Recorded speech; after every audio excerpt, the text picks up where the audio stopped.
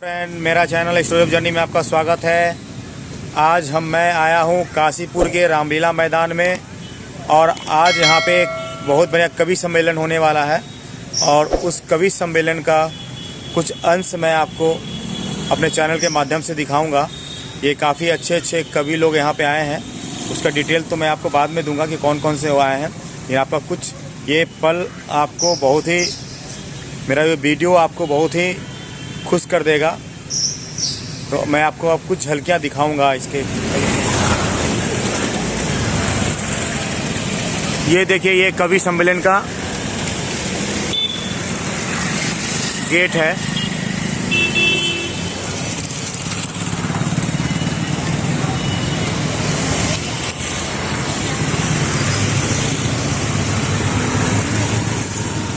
ये कौन कौन से कवि आए हैं ये आपको यहाँ से देख सकते हैं आप।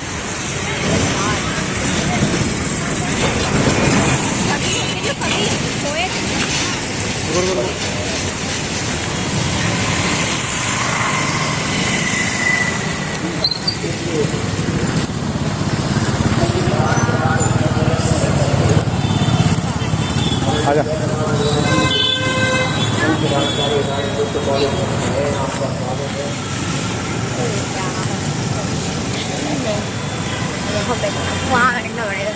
कहाँ?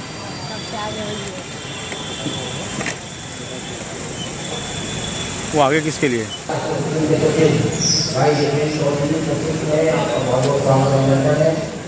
डॉक्टर आशु सिंगल जी का बहुत बहुत स्वागत है, अभिनंदन है। अरे तुम वहीं बैठो, अरे सीधे बैठो ना, मैं आ रहा हूँ। भाई संजीव चिंगल जी, हिमालय सरिया, आपका स्वागत है, अभिनंदन है।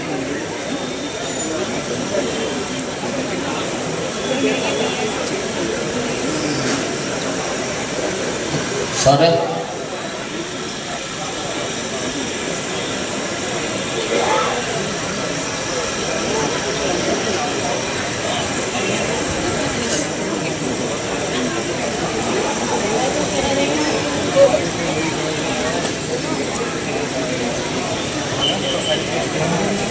बैठो बैठो, सीट ले बैठो बैठो बैठो बैठो।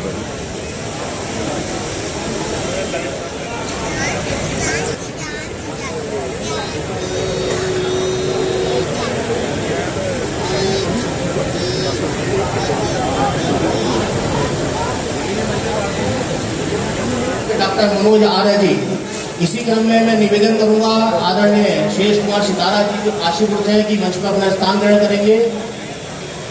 और ठाकुर दादा से अगर सभी भारती जी यहाँ उपस्थित हुए हैं तो वो भी अपना मंच पे स्थान ग्रहण करेंगे। पीलीभीत से हमारे बीच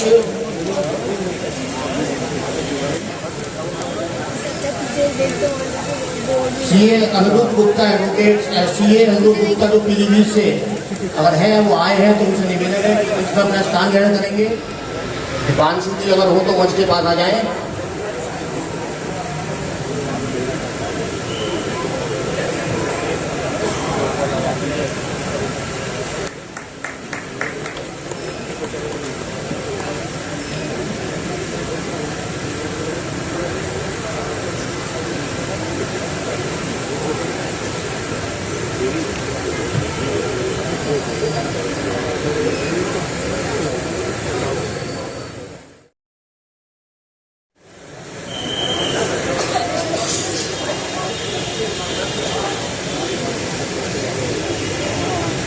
मैं निवेदन करूंगा आदरणीय विकास जैन जी से, कृपया आए। बहुत अमीर लोग हैं आप लोग, ताली भी मुफ्त में नहीं बजाते हैं।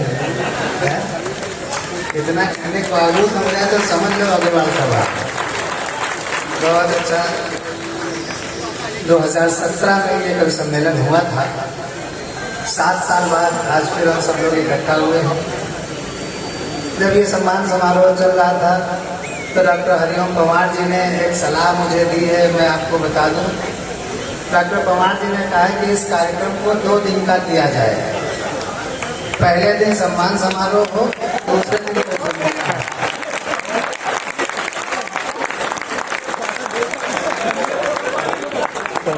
और ये बात मैंने 2017 में भी कही थी। लेकिन ये जो अपनापन होता है, जो सम्मान दिया जाता है, वो भले देखने में थोड़ी देर के लिए हमें लगता है कि ये क्यों हो रहा है, लेकिन वो जो सम्मान का एक प्रतीक चिन्ह होता है, जो हम लोगों पर एक पटका डाला जाता है अतिथियों पर, वो उस भावना का प्रतीक होता है जो भावना आपको हमारे हृदय में स्थापित करती है। तो एक बार आप अपने कवियों के लिए तालियां बजाकर अपने हृदय में स्थान दें, तो सम्मेलन शुरू होता है। हमारे मुख्य अतिथि शैलेंद्र जी ने बहुत बढ़िया बात कही, मैं तब से उसी बात में उलझा हुआ हूँ। मुझे स्माइल मैन कहा जाता है, इस बात का आप ध्यान रखिएगा। उन्होंने कहा इन कवियों ने अगर जवानी में थोड़ी मेहनत कर ली होती तो कोई IAS होता, तो कोई नेता होता। अब मैं कहना चाहता हूँ, आप लोग बढ़िया ताली बजाना। शैलेंद्र जी, अगर आपने जवानी में थोड़ा पढ़ लिया होता तो आज आपका सम्मान हो रहा होता है। लेकिन ये जो मुस्कुराहटें हैं शैलेंद्र जी की, वो उन्होंने छेड़ा है शुरू में ही कि जिससे एक वातावरण प्रफुल्लित रहे। हम लोग सरस्वती के उपासक हैं, निराला के वंशज हैं, दिनकर के परिवार के हैं, हरिशंकर परसाई के मोहल्ले के हैं और यहाँ काशीपुर में आए हुए हैं। काशीपुर मेरे लिए नया नहीं है, मैं यहाँ 7वीं या 8वीं बार आया हूँ और अग्रवाल सभा में 3री बार आज आपकी सेवा में उपस्थित हूँ। तो मुझे पता है कि आप लोग बहुत अच्छे श्रोता हैं। जब हम आपसे कह देंगे कि ताली बजाओ तो आप ताली बजा देंगे, जब हम कहेंगे मत बजाओ तो आप शांत बैठे रहेंगे, जब हम कह देंगे कार्यक्रम खत्म हो गया तो आप उठ के चल देंगे, भले किसी ने न पढ़ा हो। लेकिन मेरे पास समय कम है। संचालक घर की छोटी बहू होता है, उसके ऊपर तमाम दबाव होते हैं, आयोजकों के दबाव होते हैं, बड़े कवियों के दबाव होते हैं, स्थानीय कवियों के दबाव होते हैं, इवन के कैमरामैन तक के दबाव होते हैं कि थोड़ा बाएं खिसक जाइए, फोटो अच्छी आएगी। मैं कैमरामैन लोगों से निवेदन कर रहा हूँ कि ये जनता हमें देखना चाहती है, आप उनके सामने खड़े हैं, आप साइड से हमारी फोटो खींच लें, हम उतने ही बदसूरत साइड से भी आएंगे जितने बदसूरत सामने से। मुस्कुराती जिंदगानी चाहिए किसी कवि की पंक्तियां हैं। आपको शुरू करना चाहता हूं। आप लोग कवि सम्मेलन के एक तरह से कह लीजिए कि काशीपुर का अगर नाम व्यापारिक नगरी के रूप में है तो काशीपुर का नाम साहित्यिक फील्ड में ईमानदारी से कह रहा हूं, ये अग्रवाल सभा के कवि सम्मेलन की वजह से भी जाना जाता है। लोग पिछले 7 साल से पूछ रहे थे काशीपुर का कवि सम्मेलन कब होगा, काशीपुर का कवि सम्मेलन कब होगा।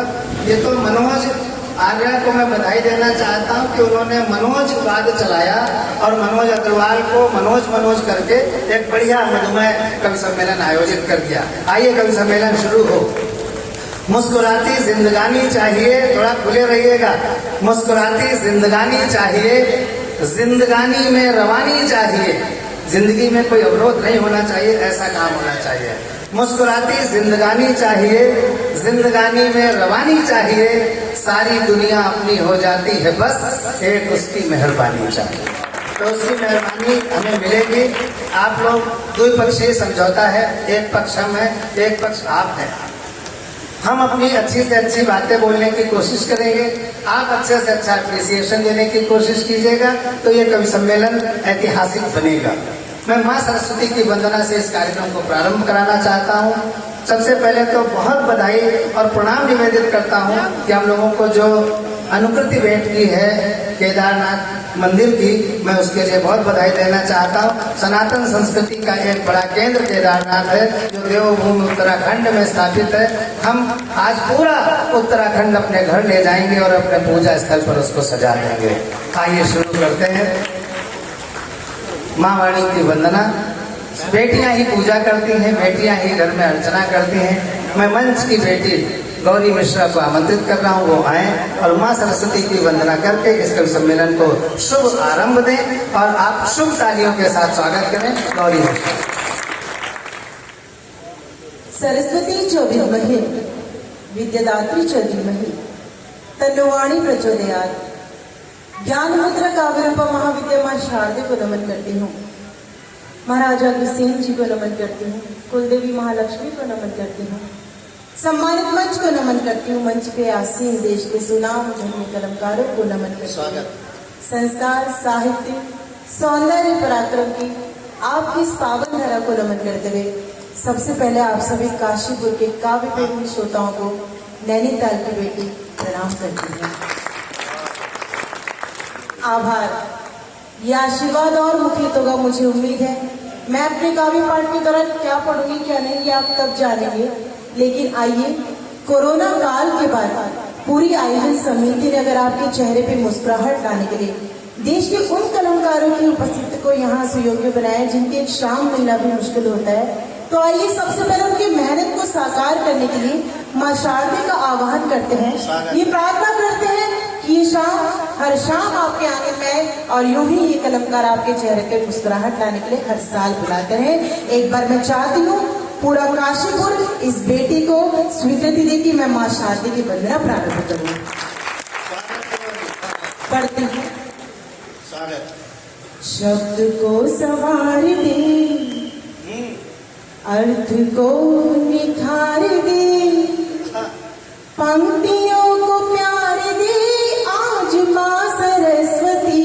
शब्द को संवार दे, अर्थ को निखार दे, पंक्तियों को प्यार दे आज माँ सरस्वती। शब्द को संवार दे, अर्थ को निखार दे, पंक्तियों को प्यार दे आज माँ सरस्वती। शब्द को संवार दे। आयुष तेरे मंच की अभी तेरी शरण में है, सब जमाने भर का दर्द दिल में है लिए हुए।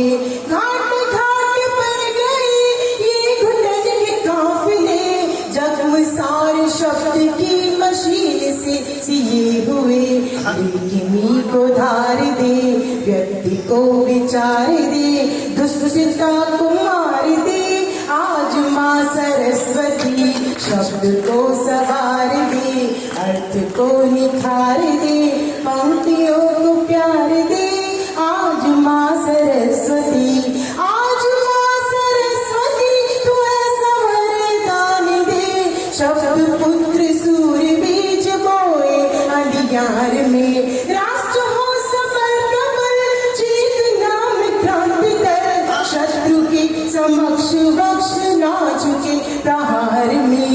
गीत हम पे मार दे, कंठ स्वर को हार दे, काव्य को प्रचार दे आज माँ सरस्वती। सरस्वती।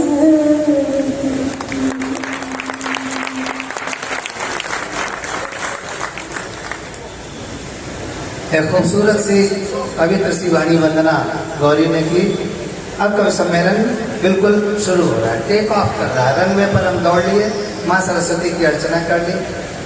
अभी जब यहाँ पर सम्मान हो रहा था, आदरणीय विधायक जी मंच पर थे, तो आप लोगों ने ध्यान दिया होगा, मैं उठ के उनके पास गया था धीरे से। मैंने विधायक जी से पूछा कि सर आप कितनी देर तक रुकेंगे यहाँ? तो शैलेंद्र जी ने कहा सर्वेश जी कैसी बात कर रहे हैं, हमारे शहर का कवि सम्मेलन है, आखिरी कवि तक सुनूंगा और उसके बाद अपनी पूर्व विधायक निधि से 1-1 लाख रुपए सारे कवियों को देकर तभी यहाँ से जाऊंगा।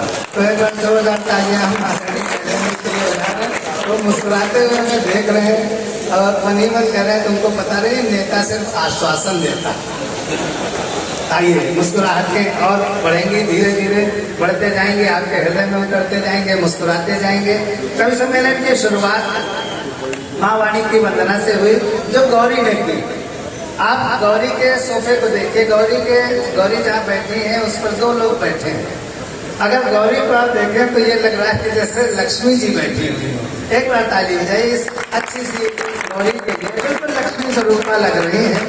और उनके बगल में जो बैठे हैं तो आप अगर देखेंगे तो आप लगेगा कि लक्ष्मी जी ने अपने वाहन को अपने बगल में बिठा दिया। लेकिन वो वाहन जो है वो वाहन सिर्फ लक्ष्मी जी का नहीं है, वो वाहन उस मुस्कुराहट की देवी का है जो प्रत्येक हृदय में जाकर के गुदगुदी मचाती है और अद्भुत आह्लाद से भर देती है। मूल रूप से बिहार के हैं और बिहार का कवि, बिहार का व्यक्ति, बिहार का कवि, बिहार के लोग कैसे होते हैं ये बताने की जरूरत नहीं है, वो खुद ही आकर के बताएंगे कि वो कैसे व्यक्ति हैं। आप इस सफेद कपड़े पहने हुए हमारी जामुन को जोरदार तालियों के साथ स्वागत करें।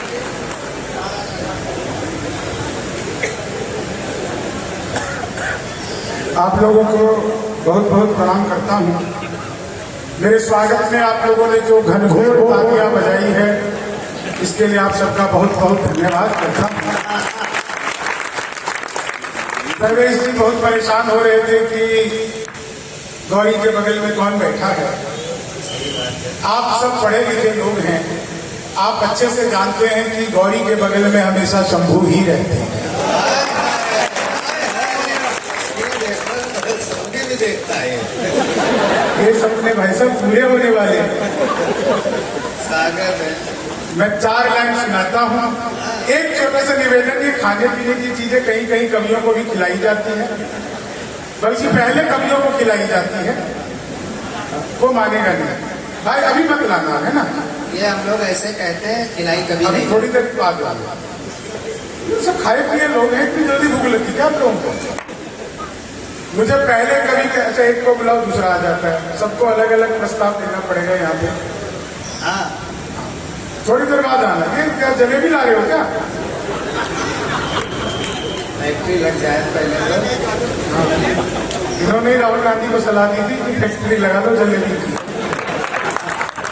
बेचारे के लड्डू क्यों दिख रहे हैं? एक बार कवि सम्मेलन वाली आगे से पीछे तक तालियां बजाइए आप लोग। चाहता हूँ पहले कवि के रूप में मुझे आदरणीय सर्वेश अस्थाना जी ने आप लोगों के बीच में भेजा। आप सब महाराज अग्रसेन जी के मानने वाले लोग हैं, शहर के लोग हैं, पढ़े लिखे लोग हैं। आप लोग जब बाजार जाते हैं तो आपने देखा होगा कि फल बेचने वाला फल को बेचने की कला जानता है। सही बात। एक तो साउंड वाले से निवेदन, इनको खत्म कर दो और थोड़ी आवाज इस मॉनिटर की कम करते जी। आप लोग जब बाजार जाते हैं तो आपने देखा होगा कि फल बेचने वाला फल को बेचने की कला जानता है। वो सड़े गले फलों को नीचे रखता है और ताजा फल सबसे ऊपर रखता है, जिसे दिखाकर आपको बाकी के फल बेच दिए जाते हैं। आज के कवि सम्मेलन का पहला कवि मैं हूँ, जिसे दिखाकर ये तमाम वैरायटी आपको परोस दी जाएंगी और आप लोग ऐसे ही आनंद लेते रहोगे। और शंभू, तुम्हें ये नहीं पता कि जो ऊपर फल होता है सब उसको दबा दबा के काला कर देते हैं। ये नई चीज बताई। अच्छा, फिर दूसरी बात ये बताओ, बैंगन फल कब से होने लगा? एक बार ताली बजाइए जोरदार।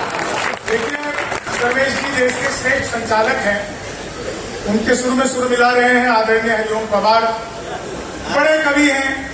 मैं इनको जवाब देता हुआ अच्छा बिल्कुल नहीं लगता, लेकिन अगर आप करेंसी वैल्यू निकालिए तो ये बिल्कुल ऐसे ही है जैसे 500 के नोट। मेरी वैल्यू निकालिए तो ऐसे ही वैसे जैसे 10 का नोट। लेकिन आप सब बहुत अच्छे से जानते हैं कि बाजार में जितने भी नकली नोट आते हैं 500 में आते हैं। कमजोर है, तालियों में नहीं सुनो। एक तकनीक आप लोगों को ताली बजाने की बता देता हूँ। जितनी भी यहाँ पर शादीशुदा महिलाएं हैं, बायां हाथ उठाइए। बहुत जरूरी काम है ये। शादीशुदा महिलाएं, पुरुष भी उठा रहे, भैया तुम नीचे करो। शादीशुदा महिलाएं बायां हाथ, हथेली पर अपने पति की फोटो देखिए। अब जो आपका मन करेगा, इधर तो भाई साहब बहनजी बजाने लगे। बहनजी जब आप महफिल में ऐसा कर देती हो तो घर पे क्या ही हाल करता है। पुरुष भी निराश न हो, दाहिना हाथ उठा दो, इतना खुश हो। भाभी जी की फोटो नहीं देखी, इसमें देखो उस बिचौलिए की जिसने करवाई थी। इसमें सभी ने तालियां लगाई। मैं तो देखो आप लोगों के शहर में मैं पहली बार आया हूँ कवि सम्मेलन में, काशीपुर खासकर पहली बार आया हूँ। आज पहली बार जब मेरा आना हुआ तो मेन रोड से जैसे ही हम इस कस्बे के लिए घुसे, जहां से सिंगल रोड स्टार्ट होता है, लिखा था काशीपुर की ओर रास्ता जा रहा है, वहां पर मैंने देखा 2 आदमी आपस में आधे घंटे से गाली गलौज कर रहे हैं।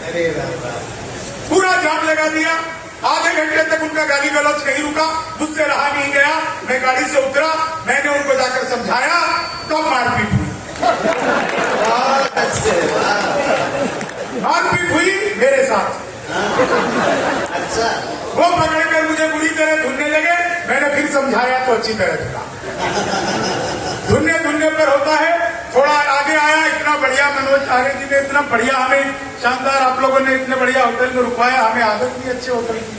अच्छा, हम सोचे कि यार यहाँ पे सब कुछ तो महंगा महंगा होगा, चलो नीचे चलते हैं, चाय पी के आते हैं। मैं होटल से नीचे उतर के चाय पीने लगा। बिल्कुल सच्ची घटना आपको बता रहा हूँ। मैं चाय पी रहा था, तभी एक कुत्ता आ गया। कुत्ता जैसे ही आया, मेरे भीतर दया जगी। मैंने सोचा कि मैं तो खुद चाय पी रहा हूँ, इस कुत्ते को मुझे कुछ देना चाहिए। मैंने चाय वाले से कहा, एक बिस्कुट का पैकेट दो। उसने मुझे बिस्कुट का एक पैकेट दिया। मैंने बिस्कुट का पैकेट खोला, एक बिस्कुट निकाला और कुत्ते की तरफ फेंका। कुत्ते ने मुंह लपका और लपकते ही अलट पलट अलट पलट अलट पलट अलट पलट 1 मिनट में 12 बार पलटी मारी, नीतीश कुमार से भी ज्यादा। 12 बार पलटी मारी। मैं घबरा गया।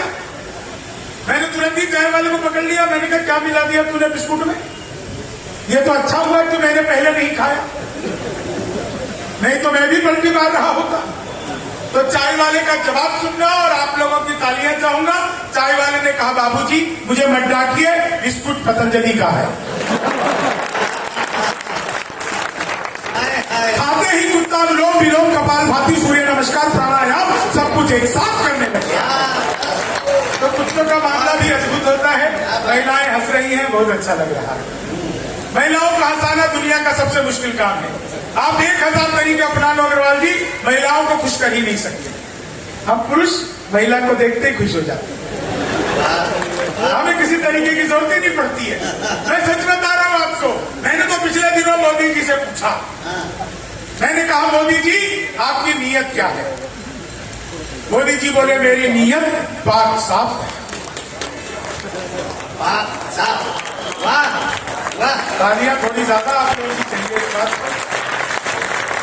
वो चीते आए थे पिछले दिनों, तो मैंने चीते से भी पूछा। मैंने कहा, तुम भारत आ रहे हो, तुम्हें यहाँ आते हुए डर नहीं लगा? बोले, नहीं, हम वहीं से बीजेपी ज्वाइन करके आए।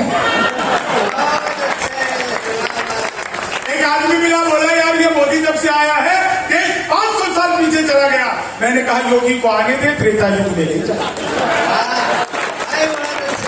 एक बार मैंने अपनी सगी पत्नी से पूछा। सगी पत्नी से पूछी मैंने एक बार अपनी सगी पत्नी से पूछा। मैंने कहा, क्या मैं तुम्हारे सपनों में आता हूं? बोली, नहीं, मैं हनुमान चालीसा पढ़कर सोती हूँ। भूत पिशाच निकट नहीं आवे। अच्छा, हंसी तो आपको एक लाइन पे आ जाएगी। एक दिन पत्नी बोली, एक दिन पत्नी बोली, आज खाना मैं बनाऊंगी।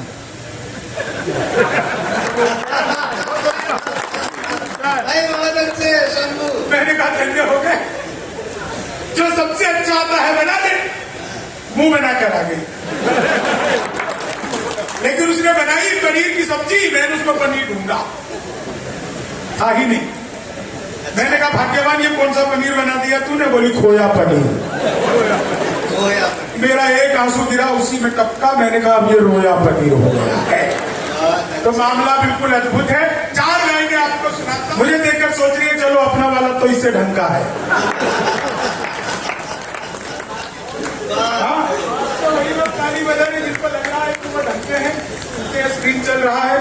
हाँ, क्या कर रहे हो? मेरा फोटो तो ठीक नहीं आता, डिजिटल कैमरे से भी नेगेटिव आता है। ये बेचारा बार में कैमरा ठीक करने आ रहा है। 4 लाइन सुनिएगा, आप लोगों तक पहुंचने का प्रयास करता हूं। हास्य का कवि हूं। 4 लाइनें मैंने सुनी कि पसीने की करो पूजा, गरीबी भाग जाएगी, जरा सा मुस्कुरा दो, बदनसीबी भाग जाएगी। पसीने की करो पूजा, गरीबी भाग जाएगी, जरा सा मुस्कुरा दो, बदनसीबी भाग जाएगी। अगर मुस्कुरा के बैठोगे, पड़ोसन गाल चूमेगी। जो मुंह लटका के बैठोगे तो बीबी भाग जाएगी। एक बार मैंने ये सुना दिया सर। हाँ, सही आप सारे आदमी मुंह लटका कर बैठ गए। बोले, यार कभी तो भागे। हाँ, बिल्कुल, आप लोग बिल्कुल भीतर छुपा हुआ हास्य ढूंढ लेते हैं। लेकिन मैं 4 लाइन सुनाता हूँ। आप इन 4 लाइनों का आजकल रील्स का बड़ा दौर है। जिसे देखो वो रील बनाने में लगा हुआ है। हर व्यक्ति रील बनाने में लगा हुआ है। ये आदमी 2 कुर्सी लेकर के एक साथ आ रहा है। क्या आपके यहाँ पर ही संभव है? कि आदमी अपना कुर्सी साथ लेकर चलता है। पता नहीं साहब सरकार कब अलट पलट हो जाए और ये इतना भारी भरकम आदमी है कि एक कुर्सी पर तो बैठ भी नहीं सकते, तो 2 कुर्सी साथ में लाए हैं। लेकिन निवेदन करूंगा भाई साहब, भले ही आप कुर्सी पर बैठ जाओ, लेकिन थोड़ी देर बाद कुर्सी से उठते रहना, क्योंकि कुर्सी को भी सांस लेनी होती है। ये कैसी कुर्सी थी जो आए और लेकर के चले गए? कुर्सी सुरक्षा गार्डों के साथ में जा रही है। सुरक्षित सीट की कुर्सी है क्या? हाँ, सुरक्षित कुर्सी लग रही है, बहुत अच्छा है। ये ऐसा लग रहा है जैसे कि हरियाणा विधानसभा के पहले का सर्वे।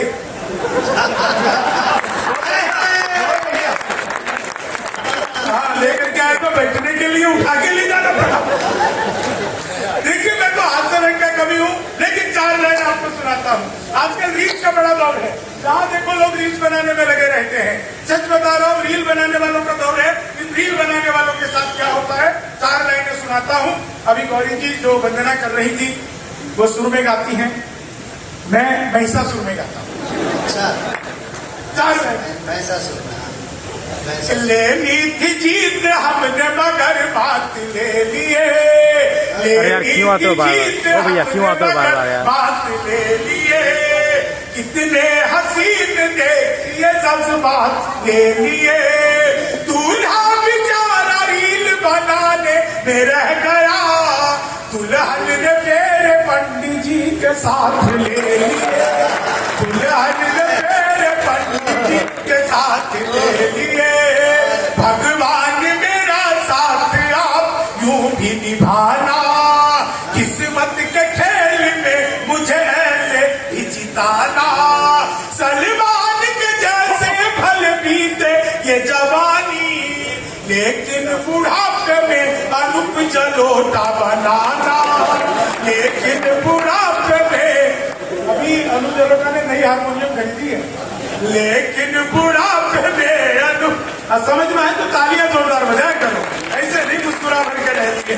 लेकिन बुढ़ापे में 4 लाइनें और सुनिएगा साहब, आप लोग इन 4 लाइनों में आनंद आ जाएगा। उत्तर प्रदेश में आपके बिल्कुल बगल में जब योगी जी की सरकार बनी तो पहला काम किया एंटी रोगियों, जैसे जूलियट की गलती ना, आधार कार्ड मिलवा के पीटे गए। मैंने 4 लाइनें कि सुल्फों में उंगलियों को फिराने नहीं देते, सुल्फों में उंगलियों को फिराने नहीं देते, कलियों के पास भंवरे को जाने नहीं देते।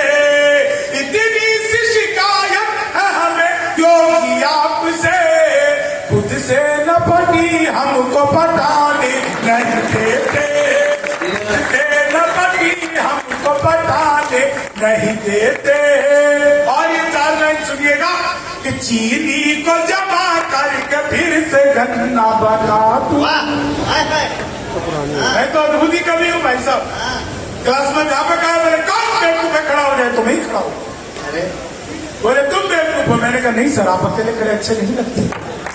चीनी को जमा करके फिर से गन्ना। एक छोटा बच्चा टहल रहा है, सर मैं इसको देख करके शर्त लगा के कह सकता हूँ हो ना हो ये कोरोना काल की पैदाइश। हम लोगों को काम मिला था ना वर्क फ्रॉम होम। चीनी को जमा करके फिर से गन्ना बना दूं। संस्कृत का अध्यापक है, तब सो माँ ज्योति ने कहा इसका हिंदी में अनुवाद करो। मैंने किया, माँ तू सोजा में ज्योति के पास जा रहा हूँ। चीनी को जमा करके, वो सच बता रहा हूँ आपको, हिंदी के अध्यापक आ गए। बोले लड़की में बड़ी की मात्रा की भी छोटी की। मैंने कहा पहले लड़की दिखाओ।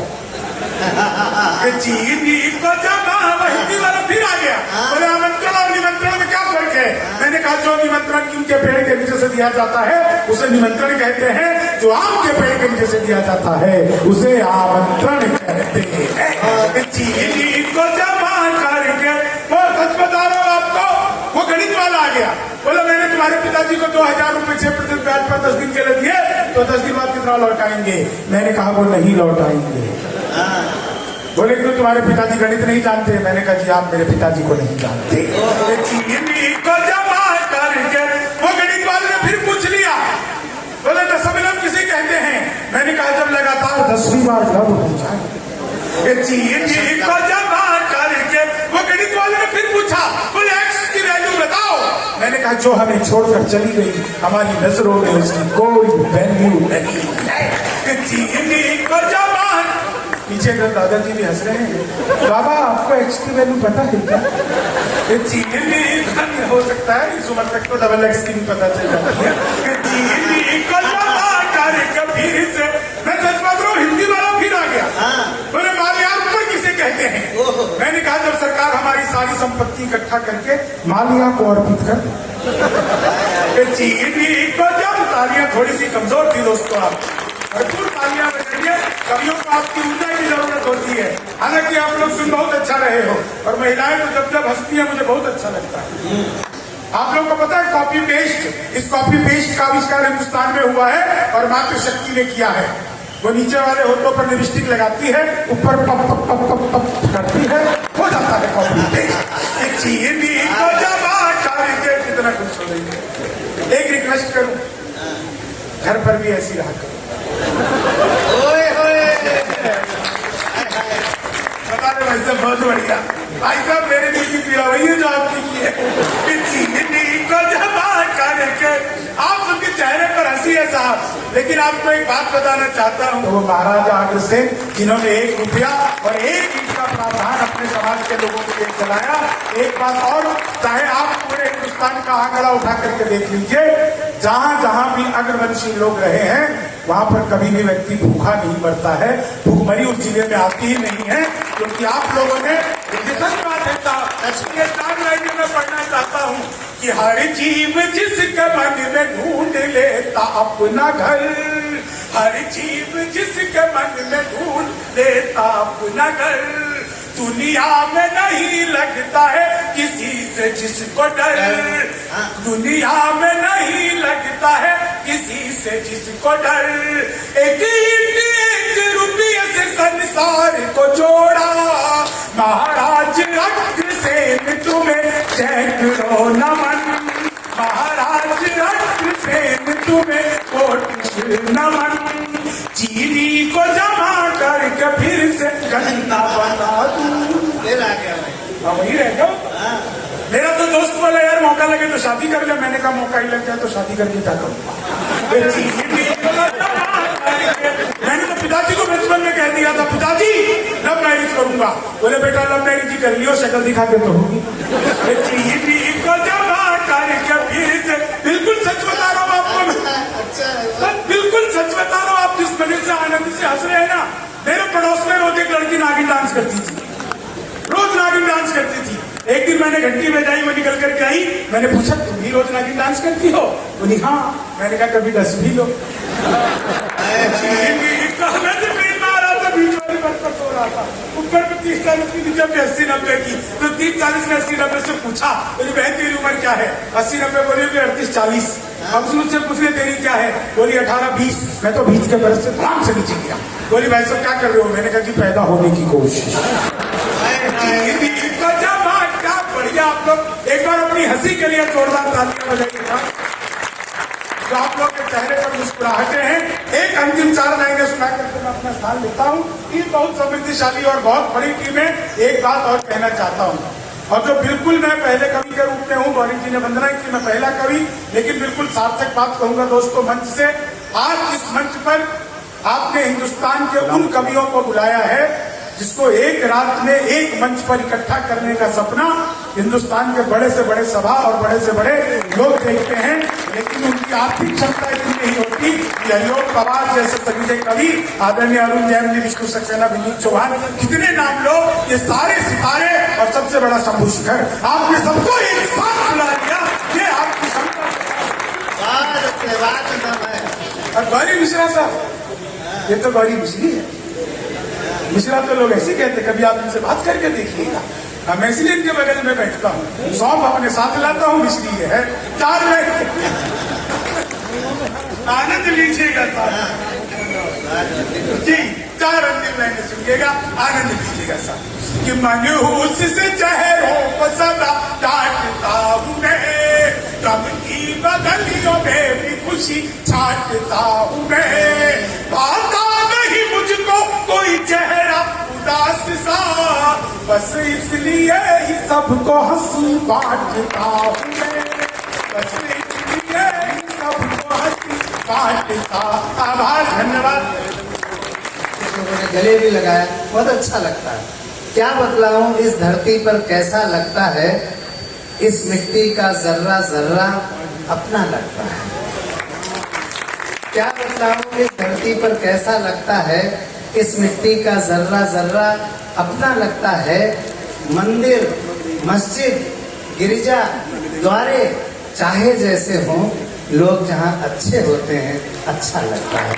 आप लोग बहुत अच्छे लोग हैं, ये बहुत अच्छे लोग आप लोग हैं। तो आपके अच्छे लोगों में से एक अच्छा लड़का मैं बुलाना चाहता हूँ, जिसने सीए किया, सीए की प्रैक्टिस कर रहे हैं और कविता भी साथ में कर रहे हैं। मैं प्रिय अनिरुद्ध गुप्ता को बुलाना चाहता हूँ, जो पेशे से चार्टर्ड अकाउंटेंट हैं। मुझे लगता है कि ये बहुत ज़्यादा बैलेंस शीट बनाने में लगे रहते हैं। भगवान इनकी बैलेंस शीट को थोड़ा मोटा करे। जोरदार तालियां। श्रद्धा का है स्रोत जहाँ, भक्ति ओतप्रोत जहाँ, पग पग पे प्रभु के धाम में ले जाएंगे। नगर के बनवासी घूम लेना तुम काशी, कंकर पे शंकर के नाम में ले जाएंगे।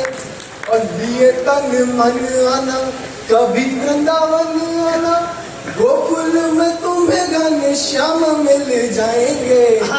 जिस नगर की नारी सीता माई सम होगी, वहाँ मानवों में तुम्हें राम में ले जाएंगे। बहुत शुक्रिया। अभी दशहरे का पर्व निकला है और रावण वध के बाद प्रभु राम अयोध्या वापस आ रहे हैं। आपके सामने सीधे सीधे ये दृश्य रखता हूँ और इस बार तो सही में वर्षों बाद अयोध्या में ही राम आए हैं। क्या बात तो एक बार जोरदार तालियां बजाएं और प्रभु राम अयोध्या पुनर्आगमन हो रहा है। और अवधपुरी का क्या दृश्य है मैं आपके सामने रखता हूँ। क्या प्रतिक्रिया है अवधपुरी की जब 14 वर्ष बाद भगवान राम वापस आ रहे हैं कि संपूर्ण नगर के नर नारी नैनों का रस्ते आंक रहे। अवधपुरी के आतुर आंसू सब आसमान को ताक रहे। तब व्याकुलता का हर पल था, आकुलता से बीत रहा। और चिंतित आंखों का नेह देवलोक का मन जीत रहा। तब बड़े बड़े चौराहों की भी थी सकरी सारी चौड़ हुई।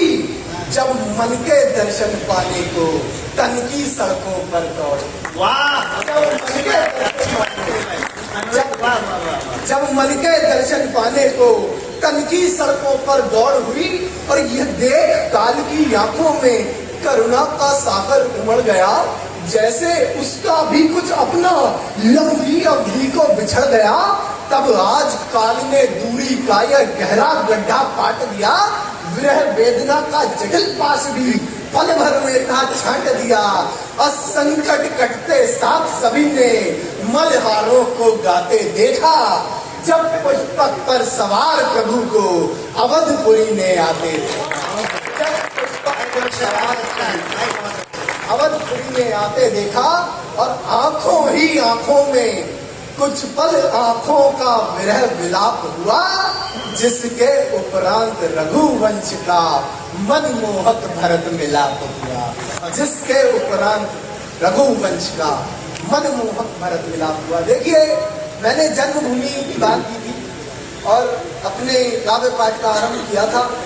तो आप सब इस बात से परिचित हैं कि एक जन्मभूमि तो पुनर्निर्माण हो चुका है। अब का जन्म हो रहा है। और उनका जन्म जब हो रहा है तो उनकी जो जन्मभूमि है, वहां की जो प्रकृति है, वो किस तरह से उनके स्वागत में लगी हुई है। मैं पंक्तियां समर्पित करता हूं, आप सब तक मेरी ये बात पहुंचे कि दिनकर भी था तब छिपा हुआ। दिनकर भी था तब छिपा हुआ। शशकी थी मानो रात नई, घटनाक्रम भी था सजा हुआ। थी छिपी निशा में बात नहीं, विकराल रूप को धरे धरा, अपना परिवेश सुधार रही।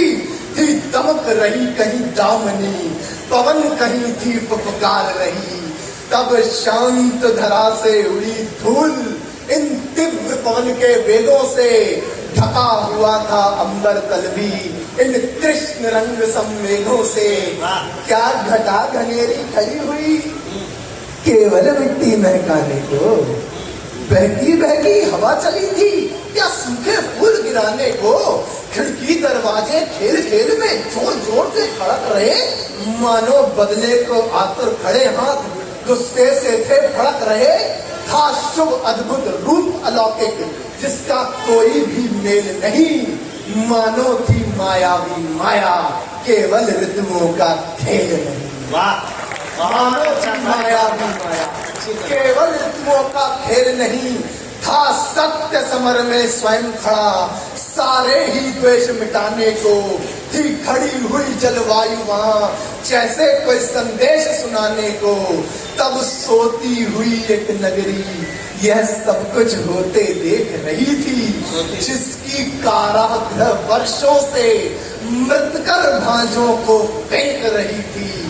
था राजा उसका क्रूर बड़ा, अपने पथ से वो भटका था, निज स्वार्थ हेतु नवजातों को उसने पत्थर पर पटका था। निज स्वार्थ हेतु नवजातों को उसने पत्थर पर पटका था। जागा करते थे प्रहरी सब जब जीव जंतु भी सोते थे, ममता के यह दृश्य देख भवसागर भरकर रोते थे। थी उन्हें ना कोई आस कहीं, ना कोई बचाने वाला था। तब आज आंधियों ने उठकर यह कार्यभार संभाला था। माँ की संतान आदमी जो थी गर्भ गुफा में पली हुई, उसके संरक्षण को तत्पर माया की प्रभु की चली हुई। काल कोठरी में जैसे ही जीवन का अंकुर फूट गया, मानो हर बेड़ी हर बंधन पल भर में था टूट गया। गरज गरज कर ये काले घन, गरज गरज कर ये काले घन थे आसमान में गिरे हुए, और सजग खड़े प्रहरी सारे धरती पर मूर्छित पड़े हुए। उस बंदी ग्रह के सभी द्वार तब माया से खुलते चले गए, पैर पिता के ले किलकारी काल कोठरी से चले गए। कविता का अंत करने से पहले छोटी सी भूमिका के जैसे ही कृष्ण जी को लेकर के वासुदेव जी बाहर निकले हैं, तो प्रकृति ने थोड़ा सा अपने आप को परिवर्तन किया। तो परिवर्तन मैं आपके सामने रखता हूँ कि गरज गरज कर ये काले घंटे आसमान में गिरे हुए, तब सजग खड़े प्रहरी सारे धरती पर मूर्छित पड़े हुए। उस बंदी ग्रह के सभी द्वार तब माया से खुलते चले गए, पैर पिता के ले किलकारी काल कोठरी से चले गए। एक दर्श को अंबर ने था बांध धैर्य का तोड़ दिया, तत्पर बैठी बूंदों में मेघों का दामन छोड़ दिया। झुके झुके सब पेड़ खड़े थे मुस्कुराकर वंदन करने को, थी मिट्टी आकर खड़ी हुई जैसे सब चंदन करने को। कण कण कुदरत का मानो था आओ भगत में लगा हुआ, बेल लता फल फूल सभी का मन था दर्शन को जगा हुआ। जो हिंदी साहित्य के मंच पर ओजस्वी स्वर लेकर के हल्दी घाटी की गाथा को हम लोगों के बीच रखते हैं, ऐसे बड़े भाई विनीत चौहान के लिए चौहानी तेवर की थालियां बजें, भूमि की देवभूमि की थालियां बजें। भाई विनीत चौहान।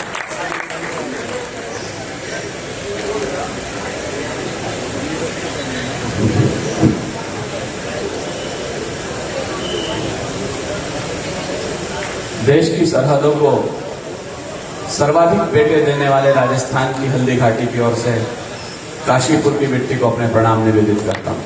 वाह, मुझे उम्मीद थी इस पर तो कम से कम पीछे के लोग भी ताली बजा देंगे तो अच्छा लगता मुझे शायद ये। बाकी तालियां कैसे बजवाई जाती है ये मैं 2 मिनट बाद तय कर दूंगा। 35 साल में शैलेंद्र जी मैंने हाथ जोड़ के गिड़गिड़ा के कविताएं नहीं पढ़ी हैं। यदि 2 मिनट में मैंने इस पांडाल को तालियों के हुजूम में तब्दील न कर दिया तो मेरा नाम विनीत चौहान नहीं। मैं शंभू भैया ने जो कुछ पढ़ा है वह हाथ से लिख नहीं पाया। मैंने तो बचपन से लेके आज तक तलवारों की खनखनाहटों में लोरियां सुनी है। तो मेरे स्वभाव में भी वैसा ही सब कुछ आ गया है। जहां तक राजस्थान का सवाल है, हमारे मित्र लोग मुझसे कहते हैं कि इस राजस्थान से आए हो, पीने को पानी तक तो है नहीं, बड़े राजस्थान के स्तवन करते हो। बस इसी बात मुझे चेतना चाहिए। मुझे भ्रम है कि मैं हिंदुस्तान की सबसे पढ़ी लिखी कौम के सामने कविता पढ़ रहा हूं। यदि मेरा भ्रम हो तो उसे जिंदा रखिएगा आप लोग। था बहुत पानी मगर तलवार पर सब चढ़ गया है, इसलिए रेगिस्तान रेगिस्तान बनकर रह गया है। थोड़ा सा और सोचिएगा, चला कहां गया पानी। जहां शीशले निज कर्तव्य पर युद्ध किया करते हैं, मैं इसका भी ध्यान चाहता हूं बड़े लोगों से। मैंने 30 साल केमिस्ट्री पढ़ाई है, मैं रसायन विज्ञान का लेक्चरर रहा हूं। क्या बात है, वाह। मैं आज आयतन में अपनी कविता कम रखूंगा, लेकिन डेंसिटी में ज्यादा होगी, ये विश्वास रखिएगा। जहां शीशले निज कर्तव्य पर युद्ध किया करते हैं और मान के धनी प्राण धन वार दिया करते हैं। अब मुझे जरा एक एक हाथ लहरा जाए तो मुझे अच्छा लगेगा।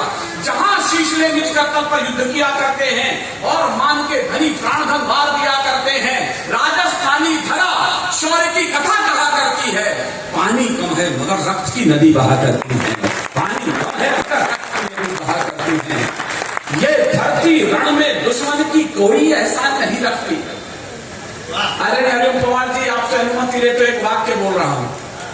आज कम से कम देश के अंदर 40-50 कवि सम्मेलन तो होंगे, उसके बावजूद हम काशीपुर में क्यों हैं ये भी हम अच्छी तरह जानते हैं। लिफाफे तो मुंबई कलकत्ता के शायद बड़े हो जाते, उसके बावजूद हम काशीपुर क्यों हैं। मेरे कहने का वाक्य समझ लीजिए तो विनीत चौहान का तेवर समझ में आ जाएगा।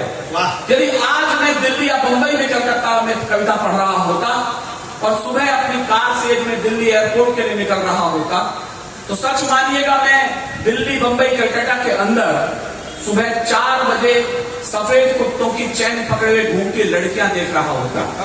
और अगली बात पर आपकी तालियां शायद बड़ी हों, लेकिन जब सुबह कवि लोग काशीपुर से दिल्ली की तरफ लौटेंगे, मैं दावा कर रहा हूं इनकी सड़कों पर सेना के लिए कसरत करते जवान दिखाई देंगे।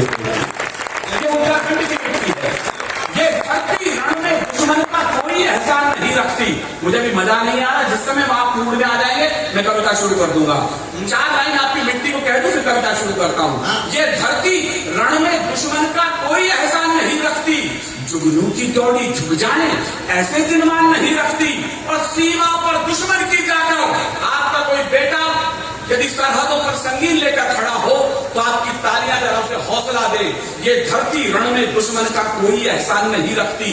जुगनू की दौड़ी झुक जाए ऐसे दिलमान नहीं रखती। और सीमा पर दुश्मन की जाकर जो माँ का दूध ल जाए, ये मिट्टी ऐसी कोई भी काया संतान नहीं रखती। ये मिट्टी ऐसी कोई भी काया संतान नहीं रखती। ये मिट्टी ऐसी कोई भी काया संतान नहीं रखती। मैंने अचानक भीड़ में केशधारी पगड़ी पर मेरा गुरु गोविंद सिंह के बेटे पर ध्यान चला गया। इस पूरी भीड़ के अंदर 2 बेटे मुझे दिखाई दे गए। मैं कविता कुछ और पढ़ना चाह रहा था, अचानक उन्हें देखा तो मेरा मन प्रणाम के लिए झुक गया। चैलेंज जी, दुर्भाग्य इस देश का यह है कि पिछले 70-80 सालों में हमने सिखों को चुटकुलों की कौम बना के छोड़ दिया। माफ कीजिएगा सर, ये चुटकुलों की कौम नहीं थी। हरिओम जी ने एक आंकड़ा इस मुल्क को दिया। 123 ऑथेंटिक फांसी हुई आजादी के संग्राम में। आपकी तालियां इस आंकड़े को पूजनीय बना दें। 93 बेटे सिख मां की कोख नहीं दिए थे, छोटी कौम को नहीं दिया। मैंने सुना नहीं है किसी मां के 4 बेटे हुए हों और इस तरह बलिदान हुए हों जैसे गुरु गोविंद सिंह के 4 बेटे। 2 बेटे सरहिंद की दीवार में जिंदा चिनवा दिए गए। 2 बेटे चमकौर के दुर्ग में बलिदान हो गए। जब छोटे भाई को और बड़े भाई को ईंटों में चिरा जा रहा था तो छोटे भाई की गर्दन तक कीट आ गई। मेरे रहूं के खड़े इस दृष्टांत को बताते समय बड़े भाई जोरावर सिंह ने जब उसे देखा तो उसकी आंखों से आंसू आने शुरू हो गए। छोटे ने कहा, भैया बलिदान का वक्त आ गया, तो डर गए, मौत से आंखों से आंसू आने शुरू हो गए।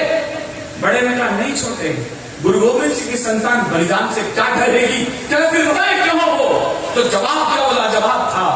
जोरावर सिंह ने कहा, फतेह सिंह से, छोटे भाई इस दुनिया में आया पहले मैं था, जा तू रहा है, बस आंसू इसीलिए निकल आए। आपकी कमजोर तालियों के बीच में एक लाइन कह रहा हूं। फतेह सिंह शोर से बोला, जोरावर जोर से बोला। तालियां उठे तो गुरुद्वारों की कंगनों तक आपकी आवाज जाए। फतेह सिंह शोर से बोला, जोरावर जोर से बोला। रखो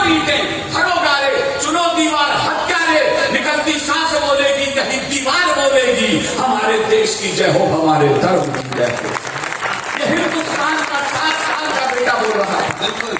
गूगल सर्च करने वाली पीढ़ी से मैं आग्रह करता हूं, आप पूरा गूगल सर्च कर लेना।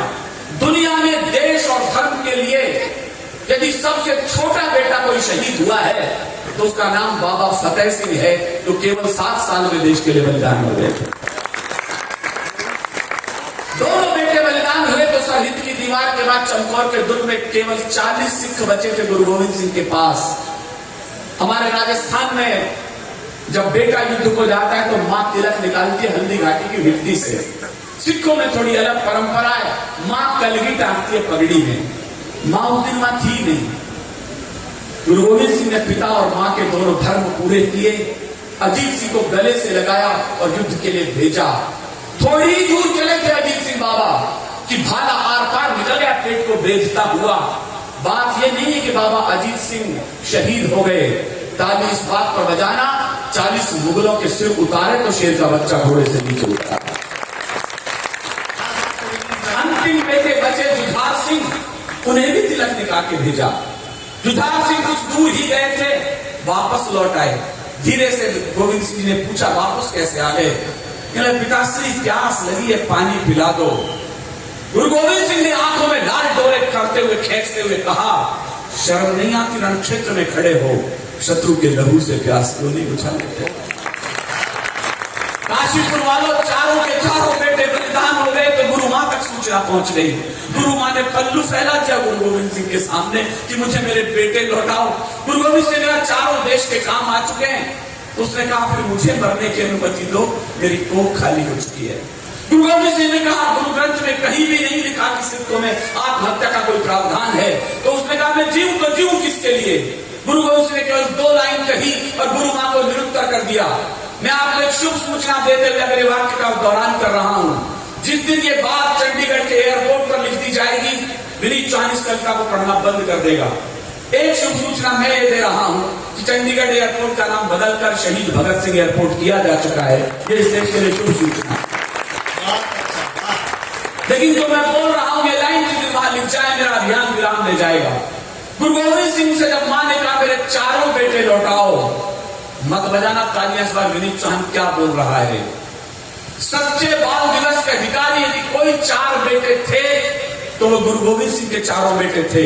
मुझे नहीं पता आजकल पर गुलाब लगाकर किन लोगों के लिए इस देश में बाल दिवस मनाया गया, लेकिन ये जो बेटे सचमुच में बाल दिवस के अधिकारी हैं तो गुरु गोविंद सिंह के उन बेटों के लिए आपकी तालियां मेरे सदन में उठनी चाहिए। गुरु गोविंद सिंह ने कहा देश धर्म के वास्ते वार दिए सुचार। एक श्रोता के हाथ इस बार न खड़े हो तो मुझे वापस बैठना पड़ेगा। मैं अब तक इतनी कम तालियों में हिंदुस्तान में कभी कविता नहीं पढ़ी है। देश धर्म के वास्ते वार दिए सुचार, 4 मरे तो क्या हुआ, ये जीवित कई हजार। 4 मरे तो क्या हुआ, ये कौम शीश देकर जन्मी, ये कौम शीश की गानी है, ये अमृत शक्कर बड़ी हुई, ये कौम बड़ी अभिमानी है। मैं प्रणाम कर रहा हूं पगड़ी को।